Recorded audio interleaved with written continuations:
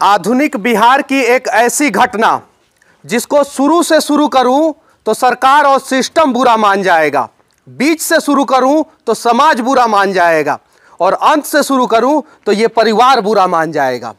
ये घटना बिहार के मधुबनी जिला के मोहम्मदपुर गांव में होली के दिन 1 बजे घटा था। इस घटना का सबसे महत्वपूर्ण बात यह है कि इस घटना का शुरुआत इसी साल छठ के 2 दिन पहले 17 नवंबर को हुआ था और वो 17 नवंबर को एक SC/ST एक्ट जो है वो संजय सिंह पे हुआ था। संजय सिंह वो वही व्यक्ति जो इस परिवार के जीवित सदस्य हैं। वो जीवित इसलिए है कि आज वो जेल में है। इस मोहम्मदपुर के बारे में एक और बात बता देना चाहता हूं और वो भी बताना जरूरी है। ये मोहम्मदपुर गांव से थाना सिर्फ और सिर्फ 3 किलोमीटर की दूरी पे है और घटना जो 1 बजे घटी थी जिसमें 6 लोगों को अपराधियों ने अंधाधुंध गोली मारा था और गोली मारने के बाद धारदार हथियार जैसे तलवार और चाकू से उनके ऊपर हमला किया था। उस घटना का शुरुआत उस दिन 1 घंटा पहले यानी 12 बजे के आसपास एक मामूली झड़प से हो चुका था। झड़प होने के बाद जिससे झड़प हुआ था वो व्यक्ति जो है थाने में फोन किया और फोन करने के बाद थाना नहीं पहुंचा, लेकिन अपराधी अपने 30-35 लोगों को लेकर और हथियार के साथ यहां पे पहुंच गए। 1 बजे घटना शुरू हुआ और 1:05 के आसपास घटना खत्म हो गया। यानी इस 5 मिनट में क्या हुआ, वो अगर 5 मिनट की कहानी वो जो लोग मर गए हैं आज अगर जीवित होते तो समाज को सुनाते तो समाज आंसू के अलावा कुछ नहीं बहाता। आज अगर एक नेता को पैर में मोच आ जाता है तो दिल्ली से मीडिया जो है बंगाल पहुंच जाता है। लेकिन इन लोगों की क्या गलती थी? इन लोगों का पूरा परिवार उजड़ गया। क्या गलती थी? आज अगर मैं इन लोगों के सामने आके चीखूं चिल्लाऊं और इन लोगों का आवाज बन के मैं दूर तक पहुंचाने की कोशिश करूं तो कुछ लोग बोलेंगे कि हम लोग गलत कर रहे हैं, लेकिन हम लोग आवाज नहीं पहुंचाएं तो फिर क्या पहुंचाएं? और सोई हुई सरकार नीतीश कुमार, मैं जानता हूं कि इस आपराधिक घटना में आपका कोई गलती नहीं है, लेकिन होली के दिन इतना बड़ा घटना बिहार में, आधुनिक बिहार को कहीं नहीं तो कहीं शर्मिंदा कर रहा है। आज तक आप इस परिवार से मिलने क्यों नहीं आए? आखिर इन लोगों की क्या गलती थी? क्यों अपराधी जो है इन लोगों के पूरे परिवार को उजाड़ दिया? आज ये सवाल जो है हम सरकार से पूछे, समाज से पूछे या समाज के बुद्धिजीवियों से पूछे, समझ में नहीं आ रहा है। पीछे कुछ प्रशासन वाले हैं, पूरा बंदूक, लोडेड बंदूक है उन लोगों का। अगर यहां पे कोई भी घटना घटेगा तो इस समय गोली चलेगा उनका। लेकिन यही प्रशासन वालों को घटना से आधे घंटे पहले फोन किया गया तो क्यों नहीं पहुंचे? इनको पहुंचना चाहिए था। 1 बजे की घटना है, 4 घंटे बाद 5 बजे के आसपास प्रशासन पहुंचा था। ऐसी जानकारी जो है यहाँ के लोग सब दिए हैं। 4 घंटे के बाद, और आज ये लोग हथियार लेके क्या कर रहे हैं? अगर मैं इन्हीं लोगों से पूछना चाहता हूं, इन लोगों के परिवार के साथ ऐसा हुआ रहता तो आज ये लोग क्या करते?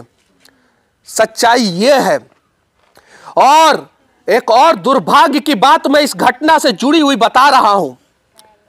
जो अपराधी लोगों ने इस घटना को अंजाम दिया है उसका पहुंच जो है यहां के स्थानीय छोटे बड़े बहुत सारे नेताओं से है और यही सबसे बड़ा वजह है कि अभी तक नेशनल मीडिया में यह बातें नहीं आया है।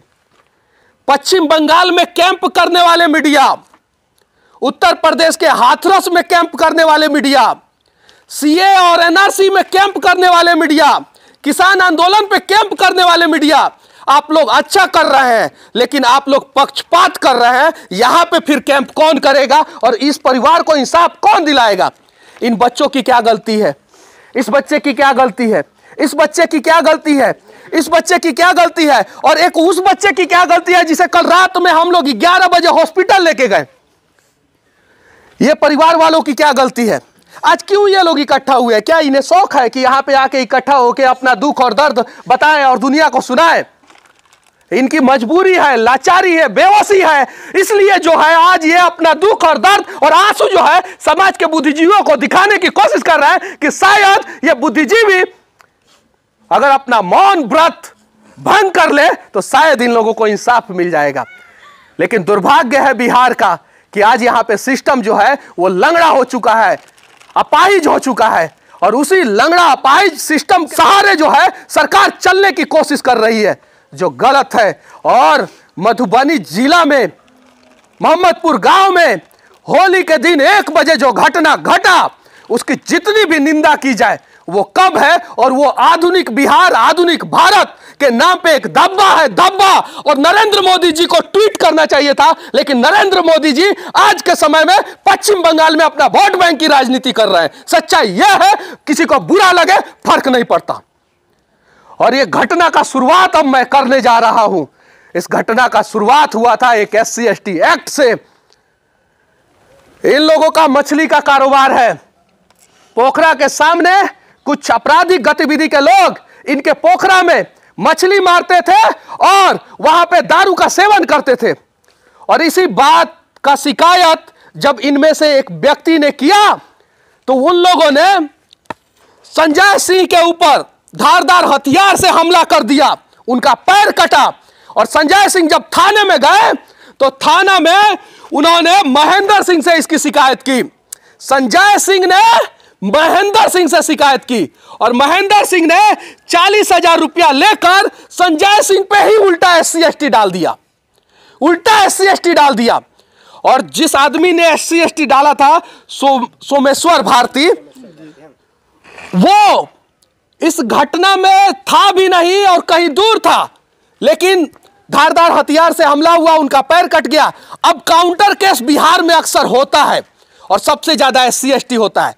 परवीन झा नामक व्यक्ति ने सोमेश्वर भारती से महेंद्र सिंह को 40,000 रुपया देकर संजय सिंह पे SC/ST एक्ट कराया और इस घटना का शुरुआत और इस घटना का बीज वही बो दिया गया।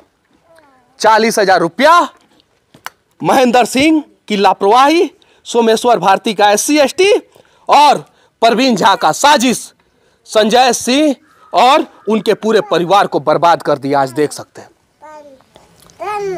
क्या कहा जाए, बस मैं इतना ही कहूंगा कि बिहार के जितने भी बुद्धिजीवी लोग हैं, जितने भी लोकतंत्र के तीसरे स्तंभ, चौथे स्तंभ, पहले स्तंभ, दूसरे स्तंभ है, वो इन लोगों को इंसाफ दिलाएं। और इन लोगों के इंसाफ के लिए मैं इसलिए लड़ रहा हूं कि कल ऐसी घटना जो है हमारे साथ ना हो, इसलिए मैं यहां पे आके लड़ रहा हूं। और इन लोगों को इंसाफ दिलाना इसलिए भी जरूरी है कि मेरे साथ हो, इनके साथ हो कि ना हो वो अलग बात है, लेकिन ये घटना कहीं किसी मोड़ पे आप लोगों के साथ ना हो। बस अगर मेरी बातें अच्छी लगे तो बैरी गूंगी सरकार तक मेरी बातें, इन लोगों का दुख और दर्द पहुंचाने की कोशिश करना। सच तक के लिए मैं मनीष कश्यप, जय हिंद।